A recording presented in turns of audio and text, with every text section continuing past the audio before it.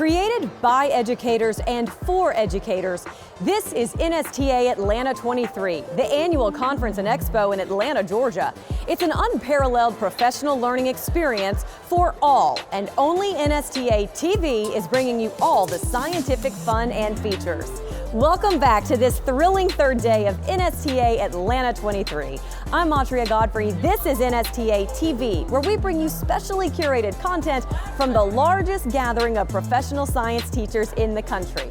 Today, we are shifting the focus to the ongoing efforts to ensure diversity, equity, and inclusion in all levels of the educational system.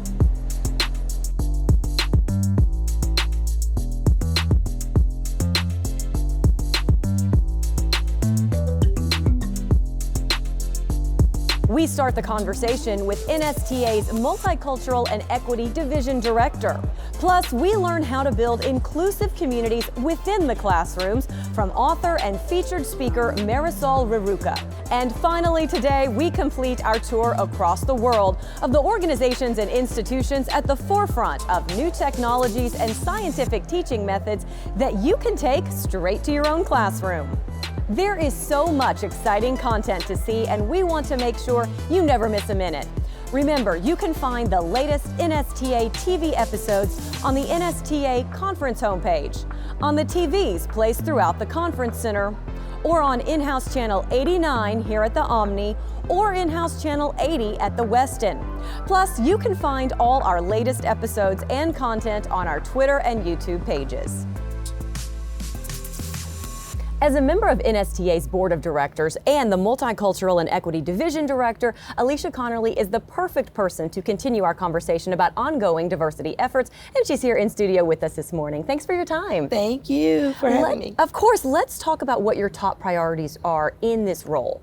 My top priorities in this role are ensuring that resources, strategies, and just the workforce is becoming more diverse, equitable, and inclusive of our NSTA membership and population. And we understand that diversity is not just in black and white, it is in all facets. So we're excited about the things that we have done with that. And I'm excited about the incoming Multicultural and Equity Division Director, who is going to be continuing those efforts. I was going to ask you, how much progress do you feel has been made, and where are there still some areas where we can make improvements? Well, we enjoyed the progress that was actually made during the pandemic. It was amazing coming on during the pandemic, so we're like, we can't go anywhere. We can't have any in-person conferences. So everyone had pivoted to online.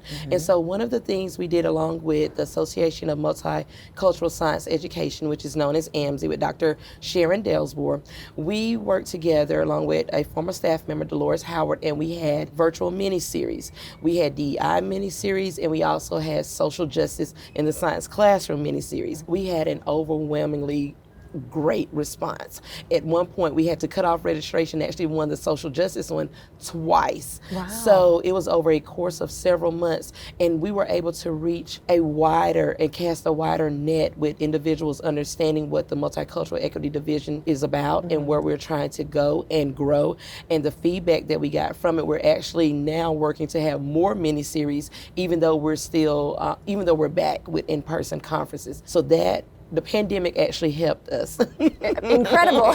You're one of the few agencies that the pandemic helped. You talk about these meetings and these little mini sessions. Yes. What was some of the feedback that you were hearing from educators? What are some of the challenges that they still face? Well, the feedback that we were receiving was that they were excited, one, about the mini-series, excited about understanding what the Multicultural and Equity Division actually does, and the committee actually does, and where we're trying to go. But some of the struggles we still have is expanding that diverse workforce, and that's one thing that we're really focusing on. Interesting. You certainly know a thing or two about breaking barriers. Yes. You were the first African-American administrator of Monticello Elementary School. For somebody who might be watching your career and wants to emulate it, wants to follow in your footsteps, what would your advice be? Breathe. Take a minute. Take a minute and breathe. Barriers are in place to see how far you can be stretched. As a people, we do not like change. Once we become comfortable in what we have, what we're doing, I'm quite all right with that. I'm content. But no, seeds do not grow unless there is something going on under the soil. You have to take roots. And then people don't understand when you're taking roots, you're breaking out of the shell. you're planning yourself, and then everyone else sees what comes above ground. But when you look beneath that surface, you see how you've had to go left, you've had to go right, you've had to go straight down, you've had to branch out, and that hurts. My mentor, she always tell me that greatness cannot be contained in a box. She said, so you have to understand that you are great, and you have to understand that you're not to be in a box, and that the sky is not the limit. There are no limits, especially with scientists. There's dark matter and space out there. So we go past the limits. So there are no limits. That is great advice. Hopefully somebody listening will take what you said to heart. Well, thank you so much for your time this morning. Thank you for all of your efforts in this role. We appreciate it. I appreciate you, and thank you for having me. Of course. As we continue our conversation today on the ongoing efforts to build inclusive communities within the classroom, we are thrilled to have author and featured speaker Marisol Revucha join us here in studio. Thanks for your time today. Thank you so much for the invitation. Absolutely. Okay, let's talk about this effort to build inclusive communities within the classrooms. Where do you think things stand today, and what's more progress that we can make? So I think there's a tremendous call for connection, especially after the global pandemic that we've all experienced. So belonging really isn't just about belonging in a space. It's about the reminder that we belong to each other. And in order to do that, we have to do the work of belonging to ourselves. All of the things that are happening, it's a lack of peace. And I really believe that's because we don't know what that means to really belong to each other. Do you get the sense that, kids feel disconnected from each other, disconnected from educators, disconnected from, the administrators within the school? It's an isolation almost. Yes. Our society has sold us some things that we've bought. And one of those things that I think is this beautiful concept of individualism, which is that, I can pick myself up by my bootstraps, and the things that we've accomplished in our lives are because of us and our effort. When the reality is that there are so many people that have poured into us. I think in education, all levels of leadership need to be willing to enter a space in our humanity. And enter in space without that positional authority or that idea, I'm the teacher, you're the student, or I'm the school leader, you're the teacher, you're the kid, you're the family. No, we're entering space in our humanity together. I love that. Let's talk about your book. Okay. You've authored a book called Beyond the Surface of Restorative Practices, Building a Culture of Equity, Connection, and Healing. How does your book address the equity problems that today's younger generation still face? Well, I think first, so the reason why I called it Beyond the Surface is because we are taught that the surface is the place to be. What we talk about in the book is that, so part of the issue is there's this system that creates this ongoing harm, generational harm and inequities that result in academic disparities, the school to prison to early death pipeline, poor mental, physical, emotional health. And there's certain groups of our people that are in generational poverty. And so if school systems and if organizations, nonprofits, corporations really lived to what they said they were, their mission, their beliefs and their vision, then we wouldn't have that, right? Right. The book is about starting to be the work and not just talk about the work. You also talk about trauma-informed care. What do you mean by that? What is that? So trauma-informed care is the understanding, right, that trauma exists. Right. And that all of us as human beings have experienced trauma. We've and been we carry through something. trauma with us. Well, and we had the global trauma, right, that has happened, that has impacted all of us. So being trauma aware is the understanding of that. It also helps us when we have people that come into our system that we get to work with, that have burdens that are more than they can bear. Yeah. It can be hard on us as the practitioners. So understanding that we also are impacted by the trauma of others and having a space to work through that and to share it is really critical in the work. Absolutely. Last thing before I let you go, you also say that we need to build a culture of responsiveness. What's a culture of responsiveness, and why is it so important in the classroom? Well, and it's not just in the classroom, but in your schools and in your districts and in our community, which is responding to the needs of our people, which isn't just our students, but also our staff. Respond to the needs and meet us where we are. The current systems and the way our systems were built were not to respond to it. It's either you make it or you're... Or turn a blind eye. Yeah. Just keep going. Or you're gone. Yeah. That's, and that continues to perpetuate that idea that it's okay to throw some people away. Yeah. So that, no more. If we agree that we can't do that anymore, then we have to be able to create that system of response. And I really believe in what I've seen is that when you do things with people, when you ask them and you involve them in identifying the problem and creating the solutions and doing it with them, that's where the magic happens. Yeah. That's where healing can happen. Awesome. All right. Thank you so much for your time today. I could keep talking to you for hours, but unfortunately we have a short amount of time. I really do appreciate you taking the time to speak with us. Thank you. Thank you. The deep ocean is a source of endless fascination for young students all around the world, and there is a huge amount of information for educators to inspire and engage students with. Groups like NOAA, the Ocean Exploration Trust, and the Schmidt Ocean Institute have come together to inspire the next generation of oceanographers. I love deep ocean science because it exists at the intersections of STEM. The deep ocean has lessons about physics, lessons about biology, ecology. It makes things real for students. The Deep Ocean Education Project was created through a partnership between NOAA Ocean Exploration Trust, and the Schmidt Ocean Institute. All three ocean exploration organizations provide fantastic content to teachers and students across this country. They're even better when we can pull those together from all three and fulfill a whole ocean curriculum, essentially. One of my favorite parts of the website is the vessels page, where you can track all three of our organization's ships and jump right in to be part of making discoveries live.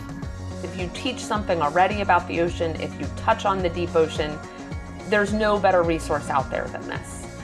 But if you don't teach about the ocean typically, this could be applied in anything. We want to be able to connect teachers and classrooms and educators all around the world to the deep ocean. Science teachers inspire future science leaders. That's why Shell USA has partnered with NSTA to create partnerships and programs that highlight teachers who go above and beyond. Dr. Frazier Wilson, Vice President of Shell USA Company Foundation, is in the studio with us this morning to talk a little bit more about these programs. Thanks for your time. All right, thank you for the opportunity. Absolutely. All right, let's get started with the Lab Regional Challenge. Why was this created and what is it? Okay. The Shell Lab Regional Challenge is an opportunity to provide school districts with resources, those who had limited resources to perform science labs in the classroom. This is a way to help them better provide instructions for the kids so they can have some hands-on opportunities to do science experiments. So you're looking for those educators who can really take a budget and stretch it. Oh, yeah, definitely. We find that teachers are always working with limited resources. So it limits what they can do with their students to expose them to real-world applications. If you can't actually put your hands on it and apply it, it's sort of difficult to understand the concepts. So with the lab challenge, we're putting the equipment in the teachers' hands so they can improve their instructional methods, and the students get better outcomes as a result of that. Some of the teachers that have applied for this in the past, can you describe any of the ways that they've been able to stretch that budget? Anything in particular stick out to you? So the teachers are amazing what they've been able to do with limited resources. What we've found, a lot of times teachers have only been demonstrating the labs because they don't have enough equipment for all the kids to participate, or they have inadequate equipment in the classroom, and it's really not safe to have those interactions. So what we've been able to find, when the teachers get these resources, they get more creative in what they're able to do. So with the resources, the school is able to improve their science scores, improve the hands-on activities, improve the students' interest. They're truly incredible. Now, in your role, you oversee Shell's corporate contributions. Why did you feel having NSTA as a recipient of some of those contributions was important? We've been a partner with NSTA for over 30 years. We understand the importance that teachers have in a child's life, and the success of a community, the quality of life is really dependent on the quality of the education system. And teachers are key to making that happen. So from Shell, we understand teachers are critical to our success and our employees' success in the local communities. So NSTA has been a great partner in helping us achieve our company goals. Wonderful. Have you received a lot of feedback from the educators that you have helped? I'm sure that the gratitude is just overwhelming. Yeah. The teachers have been amazing with what they've shared with us, how this has impacted them. One teacher in particular, Alicia Connolly, she came through the program. She went through an Urban Educators program. She participated in the Shell Lab Challenge, applied for the Teacher of the Year award. And now she's the president-elect for NSTA's organization. She's the youngest president-elect of the organization. So we're proud to know that she's gone through the programs that we've supported to help teachers over the years. She's really a walking embodiment of what it Yes. is that you're doing. We spoke with her earlier. She said, "Oh, you're talking to Dr. Wilson?" Right. She said, "I'm a recipient. Look at this." She's Yeah. like, without them, I may not be here. Yeah, So she's that's awesome. incredible. Great testament to the work. All right, now you also serve as the Director of Workforce Development Diversity Outreach for Shell. Do you see any area where more work can be done as far as diversity efforts go? And do you see some opportunities where we've really made some great progress? One of the things we realize is when you look in the classroom, there's not a lot of representation in the classroom. And you look at the demographics of the country, we're becoming more diverse, but the classroom hasn't become more diverse. So we're focused on efforts to increase the diversity in the classroom and support students having role models in that area to encourage them to become future teachers. It's a benefit to not only energy companies, but many companies in that local community because it creates economics which improves school systems through having that employee base. So. Right. I'm sure you're looking at these students that you're pouring so much of your time and energy and, contributions into thinking, future employees. Definitely looking at future employees, future customers as well. Yes, absolutely. Both sides of the coin. Exactly. Well, we certainly appreciate everything that Shell USA is doing for NSTA, and we appreciate your time this morning. Thank you for the opportunity. How can we inspire the next generation to work on climate change? Let's take a closer look at how the Joint Science Education Project at the Institute of Arctic Studies is advancing climate and science education for high school students. The Arctic is the most rapidly changing place on the planet, and why that matters is because the global climate system is intimately connected to the Arctic and its future. Science is going to provide an understanding of the core of the problem, but many other disciplines, social science, the arts, economics, all these are going to have to work together because this is a complex, interactive problem. JSIP is the Joint Science Education Project funded by the U.S. National Science Foundation and the Government of Greenland. It brings students from Greenland, Denmark, and the U.S. for a 3-week field course in Greenland covering the geosciences. I would recommend JSIP to other students because of what a great opportunity it is to be able to go to Greenland. Being able to have that first-hand field research experience is amazing.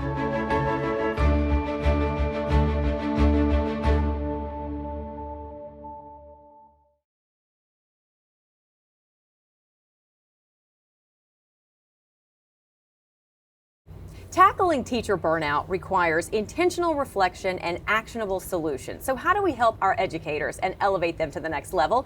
Here to hopefully answer that exact question is Georgia's Teacher of the Year, Sherry Goldman. Thanks for your time this morning. It's great to be here. Thank you so much. Absolutely. Okay, what are you seeing here from your fellow educators? How worn out are we? Educators are worn out. They have had a lot on their plate for the last few years. There's obviously the issues related to COVID, but there also have been institutional and organizational issues that have been brewing, and I think COVID just kind of magnified a lot of those issues. So now that COVID is stepping back, we hope, right? Yes. Those institutional and organizational issues remain, and we really need to find ways to support teachers so that they're not burnt out. So it sounds like you're saying some of the problems that arose during the pandemic are not necessarily going away with the pandemic. No, they're not. There's some issues that were specific to the pandemic. So you had stress that was caused by virtual learning or masks or contact tracing, things like that. And so with COVID going away, some of those issues go away, but some of the other organizational issues still remain. So who do our teachers need help from? Are we talking from their local districts, from the state level, the federal level? It's all levels, really, because those different levels impact teachers in different ways. So there are solutions that need to be offered on the federal level, on the state level, on the district level, and then even within the school building. So what is the NSTA doing and what more can be done? So I'm incredibly grateful to the NSTA because they gave me the opportunity to come here and speak to their teachers about the issue of burnout and to explain to them what we've done in the state of Georgia in order to identify what some of the issues that are causing burnout and some of the actionable solutions that we are working toward to help alleviate some of that burnout. And do you feel like maybe some of those solutions are starting to have an impact? Are you seeing a little bit of change? Yes, I mean, I do. There is most definitely still burnout. I don't want to say that it's gone away. Right. However, the opportunity that was given to teachers in Georgia by the Georgia Department of Education and the creation of a teacher burnout task force, which then produced a report of observations and recommendations, that has really elevated the teacher voice on that issue and has gotten a lot of people on the state and the local levels to pay attention and come up with solutions on those levels. Final question for you. What's your one piece of advice for that educator who thinks, you know what, this is my last year, I'm exhausted, I'm tired, I'm worn out, I'm about to throw in the towel. What's your advice to try to get them to hold on? Remember your why. But at the same time, I don't want to tell teachers to sacrifice themselves for their why, right. Because I think a lot of teachers are have a hard time with that work-life balance, and it's very off balance for a lot of people right now, and that's what's really tipping the scales. So you do have to remember your why, but you also have to take care of yourself. I think the other piece of advice that I would give to teachers is make sure that you are not dealing with this alone. Make sure you're talking with a mentor. Make sure you're talking with a leader in your building if that's something that you're comfortable with a coworker, so that maybe some of the things that you're struggling with, you can collaborate with other teachers, with other mentors on to help you manage some of the issues that you're struggling with. Right. Really great advice. Sherry, thank you so much for your Absolutely. time today. Thank you so much for giving us this opportunity. Of course. Now we take a trip to Boulder, Colorado, where the National Science Foundation's National Center for Atmospheric Research is creating the next generation of scientists with their UCAR SciEd program. The National Center for Atmospheric Research, or NCAR, is a group of scientists that research the atmosphere and Earth system science. And they do this research in collaboration with member universities that are managed by UCAR, which is the University Corporation for Atmospheric Research. In addition to collaborating with scientists from the member universities, NCAR also has facilities for research that can be used by this consortium of universities. Our team has experience creating educational resources for both use in the classroom and in online settings. We also create and facilitate live virtual programs and in-person programs that are hosted at our facility here at the NCAR Mesa Lab in Boulder, Colorado. We deliver programs, we design exhibits that could be in-person programs or virtual programs, as well as a lot of teacher resources on our website. And the great thing is all of that is free.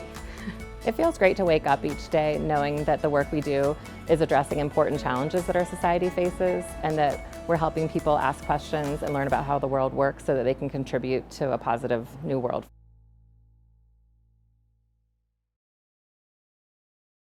The world is full of complex problems to solve, and today's youth will be the problem solvers of tomorrow. Dr. Leanne DeLizer joins us now in studio with more on how we can create classrooms that incubate creative problem solvers. Thanks for your time this morning. Thanks, I'm so excited to be here. Well, you've got to start off by telling me who you brought along with you. Who's our friend? So I've brought Allie. Allie is our mascot at CS for All, and they are, you know, you'd see them in a lot of our social media, but they travel with me and help tell the story of computing education. Wonderful. Okay, let's talk about problem solving. What is it that you think makes a strong problem solver? The best problem solvers are the ones who can pull ideas from multiple places. Okay. There's all this buzz around here about ChatGPT and AI and how AI is going to take everyone's job.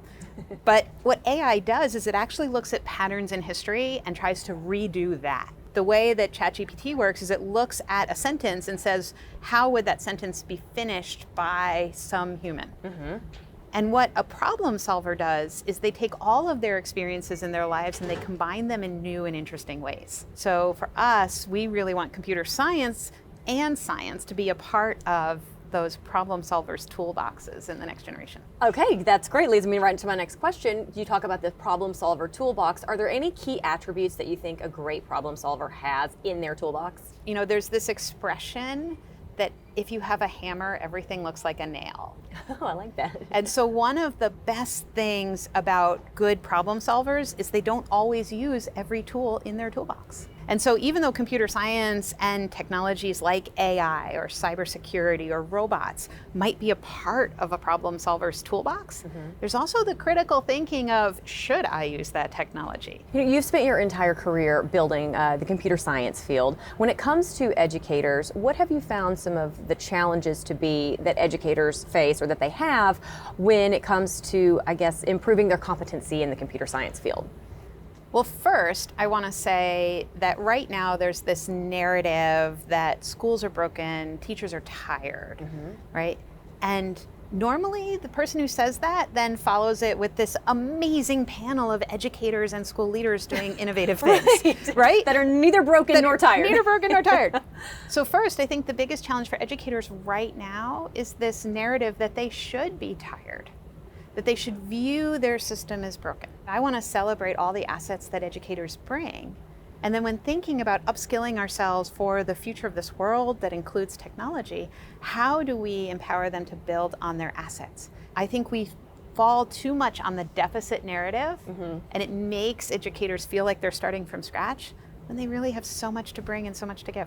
They've already got the platform. They just need to add this one little thing to it. Yeah. All right. Well, fascinating stuff. Thank you so much for your time this morning. And thanks to Ali for coming along as well. Thank you. And that's a wrap for NSTA TV and NSTA Atlanta23. We have enjoyed having you join us all this week, and we hope you found the content engaging and informative. Remember, you can always go back and watch anything you might have missed, or go back and rewatch anything you might have loved by finding all the NSTA TV content on the NSTA conference homepage. On the TVs placed throughout the conference center, on in-house channel 89 here at the Omni, or in-house channel 80 at the Westin. Plus, you can find all our latest episodes and content on our Twitter and YouTube pages. Thanks again for your time and attention this week. We hope to see you again next year. Have a great weekend.